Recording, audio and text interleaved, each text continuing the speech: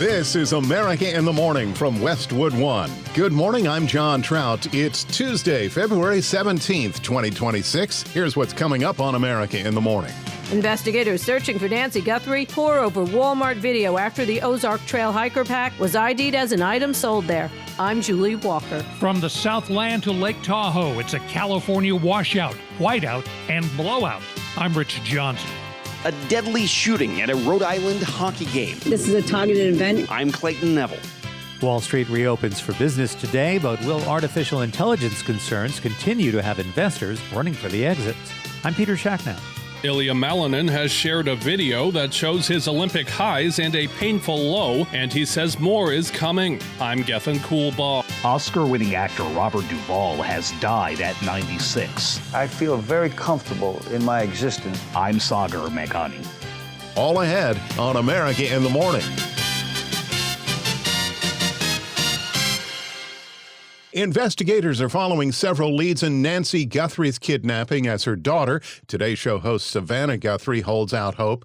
As correspondent Julie Walker reports, investigators are now consulting with Walmart as the backpack a person seen on surveillance video wearing is only sold at their stores. And the FBI now says that suspect is a man, 5 feet 9 inches tall with a medium build. Investigators searching for Nancy Guthrie pour over Walmart video after the Ozark Trail hiker pack seen on the masked man at her door was ID'd as an item sold there. And the FBI finding a glove near her Tucson area home similar to ones that mystery man was wearing in the surveillance video.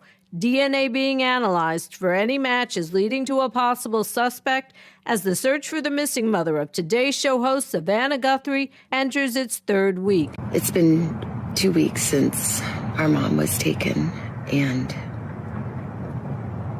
I just wanted to come on and say that we still have hope, and we still believe. And I wanted to say to whoever has her or knows where she is that it's never too late. The sheriff stressing the Guthrie family, including spouses, are not suspects. You're not lost or alone. And it is never too late to do the right thing. And we are here. We believe. And we believe in the essential goodness of every human being. And it's never too late. I'm Julie Walker.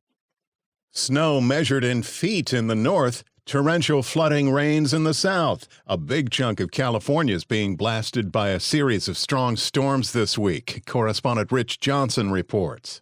As roads turn to rivers and nervous homeowners watch for signs of mudslides, Southern California braced not for just more rain, but for wind that could gust to 70 miles an hour and maybe even spawn tornadoes. It's a case of very bad timing for those trying to recover from the region's wildfires. There's a lot of houses that are rebuilding now, so we'll see if they catch all the water. Larry Sharfstein and his wife Annie were hoping for a break after they were displaced by the Eden fire last year. His comment courtesy of KCBS. National Weather Service meteorologist Brian Lewis in Los Angeles says the entire Southland's dealing with flash flood warnings. We've seen tons of reports from California Highway Patrol showing roadway flooding across many of the freeways and even some of the more frequented roads as well in Los Angeles County. Interstate 5 through Los Angeles was closed for a time because of flooding. To the north, the Ventura County Fire Department's Andrew Dowd tells KCBS they can't stress it enough. If you can't see the road through the water, turn around. 6 inches of moving water can sweep you off of your feet. 12 inches of moving water can sweep away a vehicle. And plenty were swept away, not just in the L.A. region, but 400 miles away in Sacramento, where this trucker is wondering what he'll do without his truck. I just got smacked by a Tesla who smacked another car and then hit me, and then I jackknifed, and now we're on the side of the road in the rain. His comments courtesy of KXTV. The rain did not have to go far to turn into snow. A lot of snow. We're looking at accumulations around 4 to 8 feet at the highest elevation. National Weather Service meteorologist Katrina Hand in Sacramento.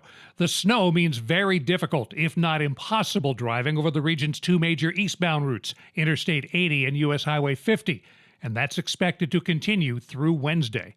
I'm Rich Johnson. The top stories of the day are sponsored by Sleep Number. Save on personalized comfort during Sleep Number's President's Day sale. Their best deals are on now. Limited time, only at a Sleep Number store or sleepnumber.com. Mass shooting in Rhode Island. That and more when America in the Morning continues after these messages.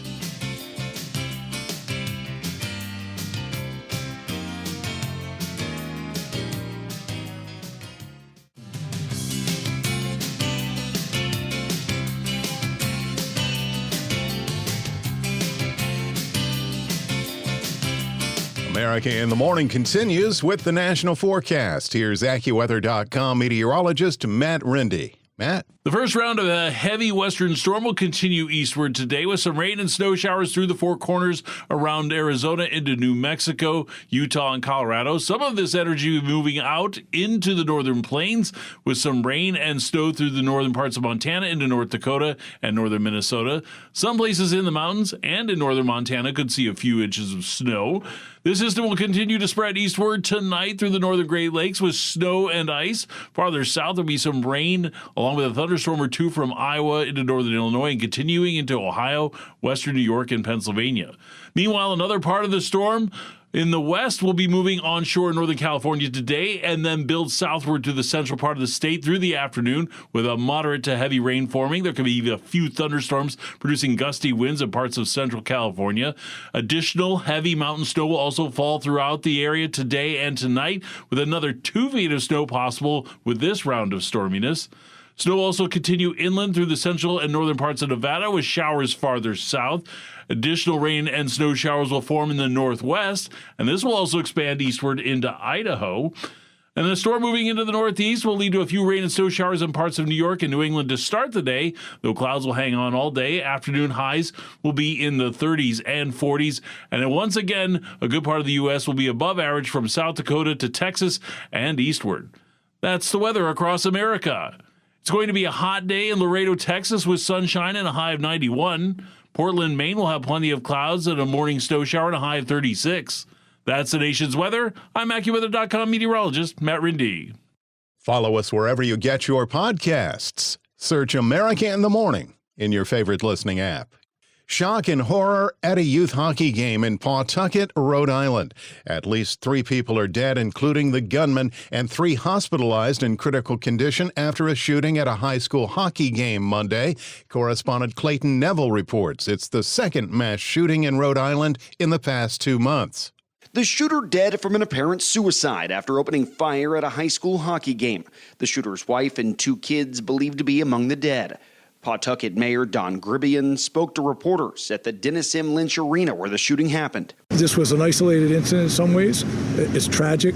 And you think about that, right? The family, all the resources. We have men and women out there, so your mind goes in all different directions. As far as a motive, it seems like this is a targeted event and it may have been a family dispute. Pawtucket Police Chief Tina Gonsalves says there were plenty of witnesses. I believe so, yes. There were high school kids on the ice at the time. In a statement after the shooting, Rhode Island Governor Dan McKee urged anyone in need of mental health assistance to call 988. McKee said that additional mental health resources will be available to students and to families. I'm Clayton Neville. Members of the American military now on the ground in Africa as Nigeria's military is getting help from the U.S. with their government battling a widening threat from terrorist groups. Correspondent Jennifer King reports. The Nigerian government says about 100 U.S. troops have arrived to help with training, technical support, and intelligence sharing. This comes after a visit by officials with U.S. Africa Command, the setup of a new U.S.-Nigeria working group, and December's U.S. airstrikes on militants. The West African nation is battling armed attacks and kidnappings by Islamic groups like Boko Haram, bandits, illegal miners, and new factions expanding from the arid Sahel region to the north. Umar Bayo Kabir survived a gruesome attack by hundreds of gunmen on villages in Kawara State in West Nigeria. Even though they bring a battalion of soldiers in this community, Although government is there trying its better, but I can't think this community will come as it be before. President Trump had previously threatened Nigeria, alleging the government was failing to stop the persecution of Christians. Analysts and local residents say that while Christians have been targeted, most of the victims have been Muslims. I'm Jennifer King. Roku, a closer look at the streaming service when America in the Morning continues after these messages.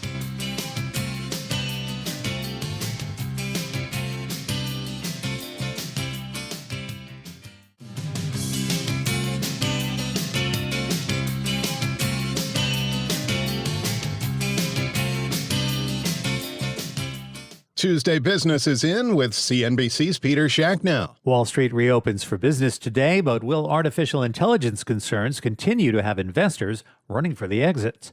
The stock market is coming off its worst week in almost 3 months, and artificial intelligence is getting the bulk of the blame. Tech stocks have been hit hard, especially companies that operate on so-called software-as-a-service models.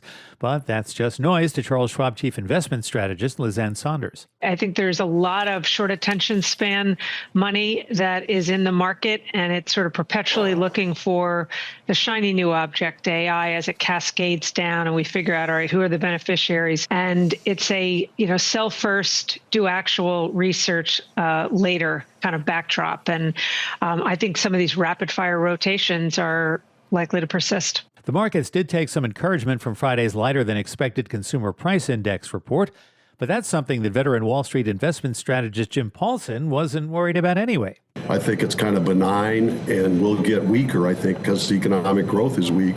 So I think there's plenty of room here, both from, if you look at the job market, barely growing, you look at the housing industry being a mess, real retail salesmen flat for years. So I think there's a lot of room for easing. And in fact, according to bets placed by traders, the majority now think the Fed will cut interest rates in June, although they also think the central bank will hold steady at the next 2 meetings in March and April. The Fed will be in the spotlight once again this week. The minutes of its late January meeting will be released Wednesday afternoon. Home builders will get some attention this morning, with the National Association of Home Builders releasing its latest sentiment index at 10 Eastern Time. And a home builder is among our stocks to watch today, with Toll Brothers releasing quarterly results this afternoon. We'll also hear from cybersecurity firm Palo Alto Networks and casino operator Caesars Entertainment. We'll see if Roku can build on an 8.5% gain Friday. The company, best known for video streaming devices, is now benefiting from a surge in customers buying subscriptions and premium services directly through Roku. We build tens of millions of subscriptions a month. Last quarter, actually, we had the largest net adds ever in our premium subscription business. And I think that's a trend, actually, that's going to continue as more and more streaming services decide that it's just a better economic model to be part of an aggregated service like Roku premium subscriptions rather than creating their own app. That's Roku CEO Anthony Wood. Walmart will be another company in the spotlight this week. It will kick off retail earnings season with a widely watched quarterly report on Thursday morning. And an ongoing corporate drama will take another step forward later this week. Friday is the latest deadline for Warner Brothers Discovery shareholders to accept a takeover offer from Paramount Global. Warner Brothers, of course, has already agreed to be bought by Netflix in a deal worth nearly $83 billion. CNBC's Peter Shacknow. When we return, the quad gods fall at the Olympics when America in the Morning continues after these messages.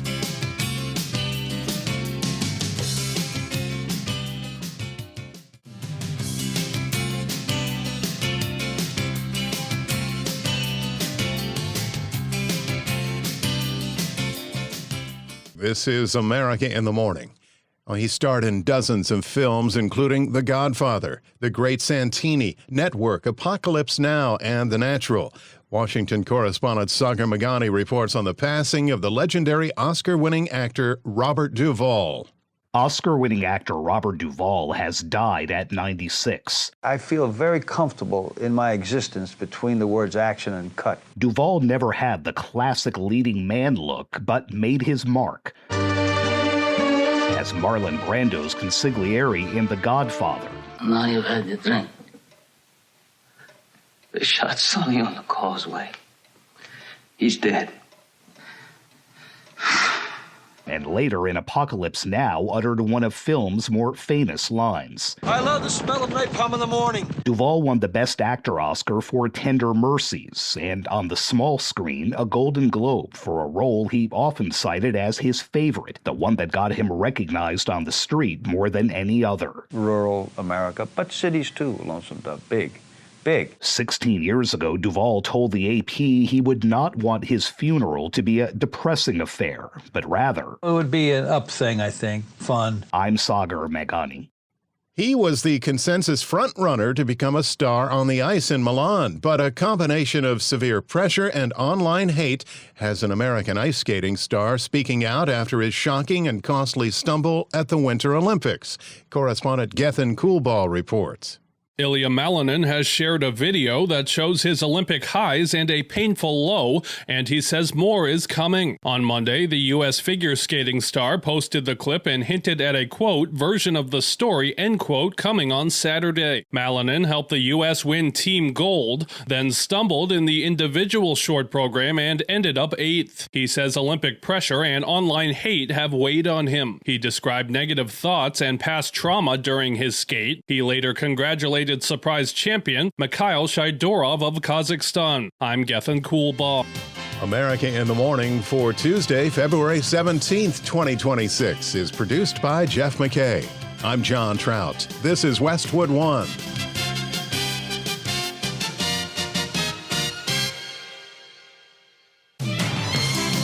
This is America in the Morning from Westwood One. Coming up this half hour. Secretary of State Marco Rubio has landed in Hungary, where he is meeting with the country's Premier Viktor Orban. I'm Karen Shamas. Governor Gavin Newsom and President Trump not mincing words. I'm Clayton Neville. A federal judge orders the Trump administration to restore a slave exhibit it removed in historic Philadelphia. I'm Joan Jones. The Olympic curling controversy. A Georgia teacher dies after an illegal migrant slams into her car. And what killed Alexei Navalny? Wuthering Heights connected differently with audiences here and overseas. I'm Kevin Carr. Former President Barack Obama is shutting down some alien buzz. I'm Lisa Dwyer. Back after these messages.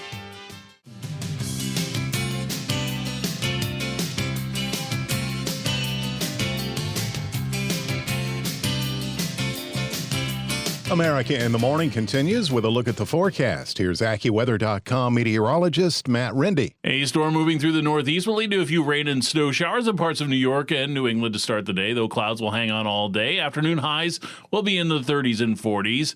But once again, we are looking at a good part of the U.S. having above average warmth with some sunshine from South Dakota through southern Wisconsin and eastward to New Jersey, and then continuing southward into Texas and then eastward to Florida. Highs will be in the 50s and 60s, covering most of those northern states, while warming into the 70s and 80s in parts of Kansas into Texas, even a few 90s in South Texas. Temperatures will climb into the 60s and 70s through most of the southeast, but some 80s in South Florida. The first round of a heavy western storm will continue eastward today with some rain and snow showers through the Four Corners area around Arizona into New Mexico, Utah, and Colorado. Some of this energy will also be moving out of the Rockies into the northern plains with some rain and snow through northern Montana into northern North Dakota and northern Minnesota. Some places in the mountains and in northern Montana could see a few inches of snow. And this system will continue eastward tonight through the northern Great Lakes with snow and ice, and then farther south there'll be rain along with a thunderstorm or two from Iowa into northern Illinois, into Ohio, western New York, and western Pennsylvania. Meanwhile, another part of this larger storm will be moving into northern California today and then build southward to the central part of the state through the afternoon with moderate to heavy rain forming. There could even be a few thunderstorms producing gusty winds through the central parts of the state.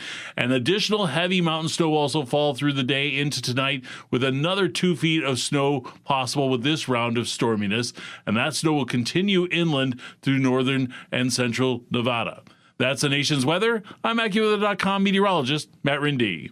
Follow us wherever you get your podcasts. Simply search America in the Morning in your favorite listening app. It's shuttle diplomacy this week for the Secretary of State. Correspondent Karen Shamas reports on Marco Rubio's stop in Hungary to sign a civilian nuclear deal. And next, it's on for a new round of upcoming talks between Russia and Ukraine, as well as Iran in Geneva. Secretary of State Marco Rubio has landed in Hungary, where he is meeting with the country's Premier Viktor Orban to discuss a civilian nuclear deal.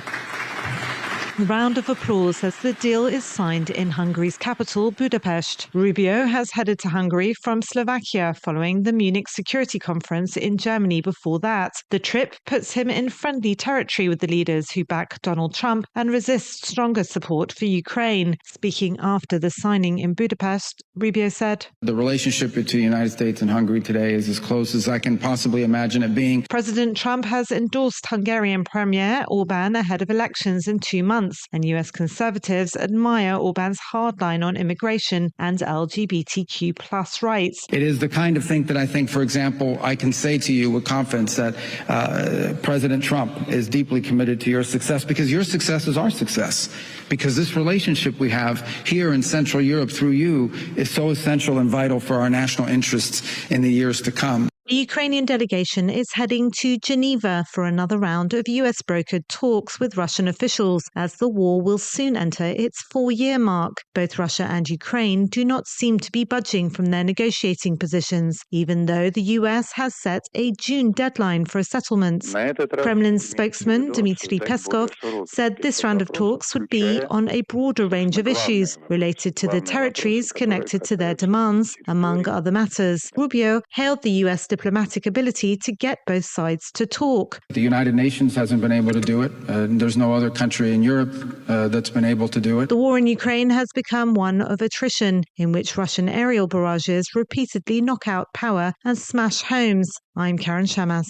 The political rivalry between President Donald Trump and California Governor Gavin Newsom is back in the spotlight. Correspondent Clayton Neville reports the president is slamming the possible 2028 Democrat candidate for the White House after he signed a Golden State green energy deal with the United Kingdom, and Newsom is firing back. California Governor Gavin Newsom signed a memorandum of understanding in London with the UK Energy Secretary to enhance cooperation on clean energy.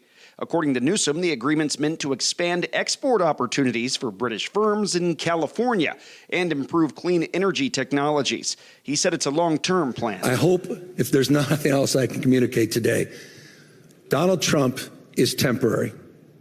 He'll be gone in 3 years. Newsom went after President Trump and what he calls a lack of focus on climate change. California is a stable and reliable partner in this space. And it's important for folks to understand the temporary nature of this current administration in relationship to the issue of climate change and climate policy. President Trump tore into Newsom over the agreement with the UK. He said if Newsom does to the UK what he did to California, this won't be very successful. He called Newsom a loser and said everything he touches turns to garbage. Trump added residents are leaving California and insisted the state has gone to hell. He called the governor's environmental work a disaster. Newsom believed to be considering a run for U.S. president in 2028. I'm under assault attack by this guy every single day. Here's the president of the United States. He's 80 years old, and he's calling me a nickname that an 8-year-old called me, New Scum. The president of the United States. You saw the racist tropes he put out. This is the president of the United States of America. Call this guy out. I'm Clayton Neville. A Western state governor is addressing concerns about U.S. politics 8 years ahead of the Winter Olympics that are set to take center stage in his state. Correspondent Marcela Sanchez has more. You will find it still a very welcoming place, as you will the rest of the United States, too. That was Utah Governor Spencer Cox speaking at the Milan Cortina Olympics. We're very fortunate to have been awarded a game so early in the process that we get to spend time with 2 different Olympics before it comes to Utah in 2034, and we've learned so much over the past few days. But we are excited to have the games back in Utah. The Republican governor faced pointed questions while promoting the 2034 Utah Winter Games. There are some differences of opinion right now when it comes to the way that laws are being enforced, and so that will play out. We have elections just like your country in Germany.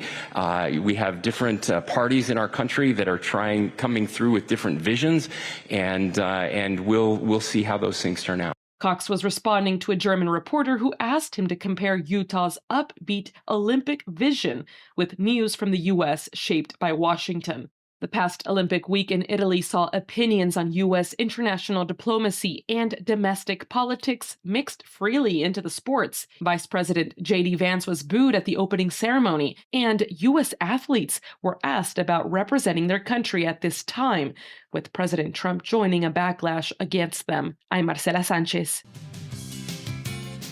When we return on America in the Morning, Curling Gate, the latest flap at the Olympics, after these messages.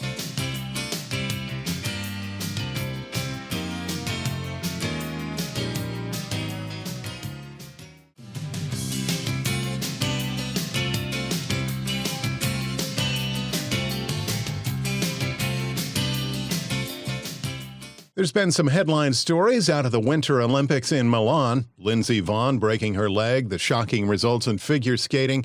Correspondent Julia Frankel reports from the Winter Olympics in Italy on the widening curling controversy and allegations of cheating that have led to expletive-laden shouting matches. There's a widening curling controversy here at the Olympic Games in Cortina involving allegations of cheating and expletives, and it's getting pretty ugly, so let's break it down a bit. It all started when the Swedish curler Oscar Eriksson accused the Canadian curler Mark Kennedy of double touching.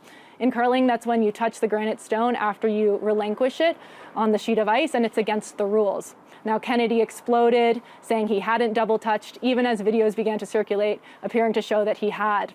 It happened again to Rachel Homan, the captain of the Canadian women's team, and an umpire actually had to stop her play and remove the stone, saying that she'd double touched. She, like Kennedy, denied it, even as video circulated showing or appearing to show that she had double touched.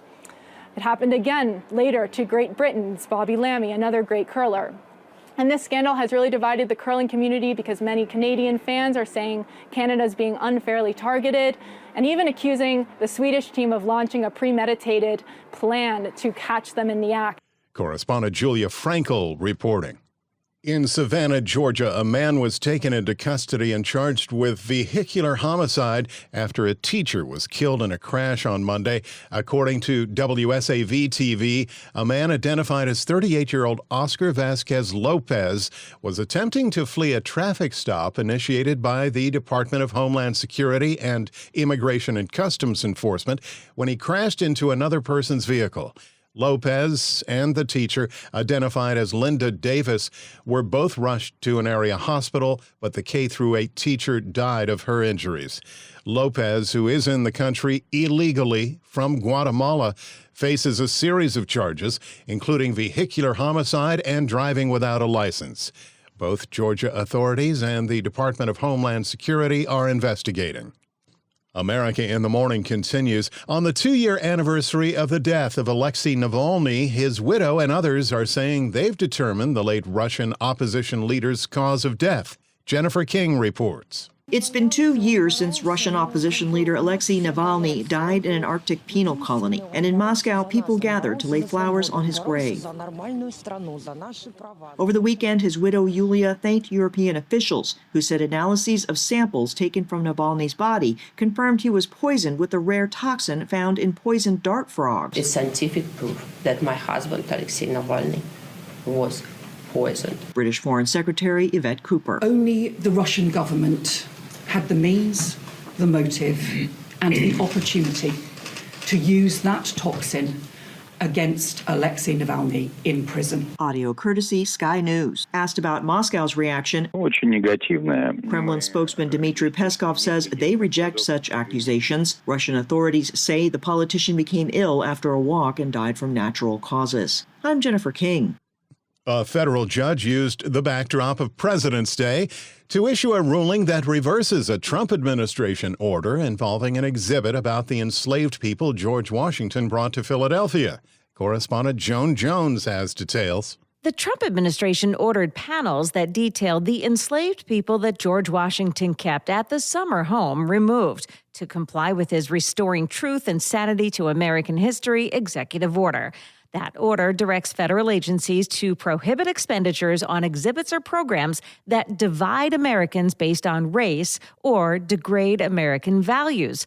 Well, now a federal judge ordered the panels to be reinstalled. I have great news. We just won in federal court. That's how it sounded outside the president's house yesterday as a group of protesters had gathered. The sound there, thanks to WPVI TV in Philly. The judge made her decision after visiting that site. Once she saw the panels, once she came to the site, I was confident she was going to do the right thing. Now, this judge pointed to a contract between the federal government and the city of Philadelphia requiring mutual agreement before any changes. But the Trump administration argued that agreement expired in 2010. It is expected the Trump administration will appeal this federal judge's decision. I'm Joan Jones. The new old tech guy, Chuck Palm, says Microsoft is looking to build a trusted coalition of tech companies overseas to combat mistrust and geopolitical fears. Microsoft's president, Brad Smith, put it this way: in the current geopolitical environment, it is critical that like-minded companies work together to protect security and advance high global standards to preserve trust in technology across borders. This comes as countries in Europe and Asia push harder for data sovereignty, wanting more control over where their data lives and who can access it, especially amid U.S. policy shifts and global tensions. This is the basis of the new Microsoft Trusted Tech Alliance to boost global tech trust. The alliance isn't about the nationality of the company, it's about verifiable commitments to security and reliability no matter where the tech is deployed. The alliance was announced on February 13th at the Munich Security Conference, with Microsoft and Ericsson spearheading the Trust Tech Alliance, a new coalition of 15 global tech leaders aiming to rebuild the confidence in digital infrastructure to counteract rising concerns over data sovereignty and geopolitical risks. The group will focus on a full trusted technology stack across connectivity, cloud, semiconductors, software, and AI. For more, visit thenewoldtechguide.com. I'm Chuck Palm. Here's Tuesday's sports on America in the Morning with our Robert Workman. At the Winter Olympics, 2 medals for the U.S. on Monday in the same event, the women's monobob, the one-woman bobsled. Alana Myers-Taylor, in her 5th Olympics, won her first ever gold medal, and 6th overall. That ties Bonnie Blair for the most ever by a U.S. woman. I feel great. It still hasn't set in yet that I'm actually an Olympic champion, that we were actually able to accomplish this. Kaylee Humphries took the bronze. Taylor, at age 41, becomes the oldest U.S. woman to win gold at any Winter Games. U.S. women's hockey routed Sweden 5-0 to advance to the gold medal game against Canada on Thursday. The U.S. now with 19 medals. That's 3rd behind Norway and host Italy. Michigan is the new #1 college basketball team in the land. The Wolverines 24-1 at the top of the heap for the first time in 13 years. Last night, 6th-ranked Iowa State upended new #2 Houston 70-67. Nate Heiss hit the go-ahead three-pointer late, just hours after his sister Taylor Heiss scored a goal for USA Hockey. Also, #3 Duke slammed Syracuse. Next up for the Blue Devils, #1 Michigan on Saturday in Washington, D.C. NFL, the Dolphins cut 2 former Pro Bowl stars, receiver Tyreek Hill and rush end Bradley Chubb, as part of a major roster shakeup. Hill's season ended in Week 4 when he dislocated his knee and tore an ACL. Chubb missed the entire 2024 season with similar knee injuries, but played every game last season and led Miami with 8.5 sacks. That's Tuesday Sports. Aliens and former President Barack Obama. When America in the Morning continues after these messages.